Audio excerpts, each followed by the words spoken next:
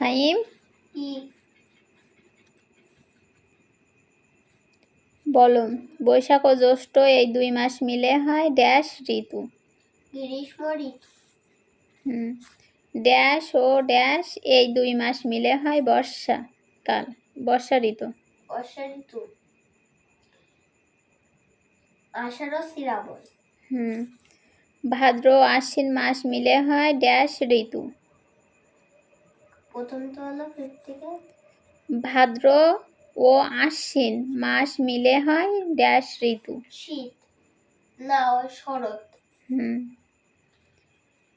কার্তিক ও অগ্রহায়ণ মাস মিলে হয় ড্যাশ ঋতু। ঋতু কোনটা ছিল? সময় চলে যাচ্ছে, বলো।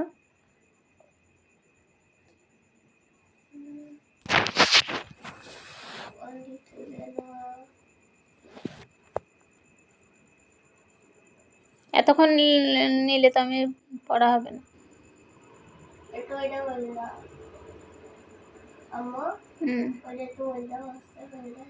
কার্তিক ও অগ্রহায়ণ মাস মিলে হয় ড্যাশ ঋতু।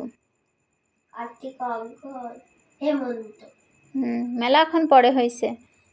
পৌষ ও মাঘ এই 2 মাস মিলে হয় ড্যাশ ঋতু। বলো শূন্যস্থান। এবার শূন্যস্থানে কি হবে? ড্যাশ ও ড্যাশ মাস মিলে হয় বসন্ত ঋতু। ড্যাশ ও ড্যাশ মাস মিলে হয় বসন্ত ঋতু। মানে কোন 2 মাস মিলে হয় বসন্ত ঋতু?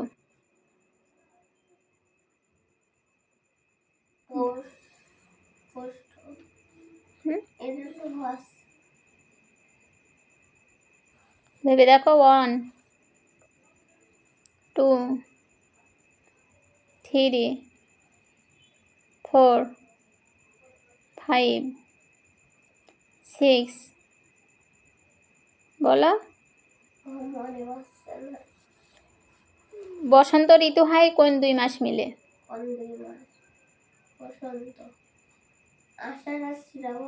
না না, সবই তো মিলে মিলে বলছো।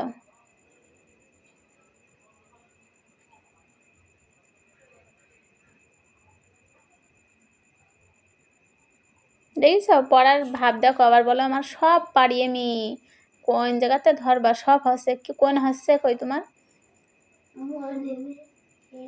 পরীক্ষার সময় তো মনে নেই, এটা তো সবাই মানবে না, মানবে?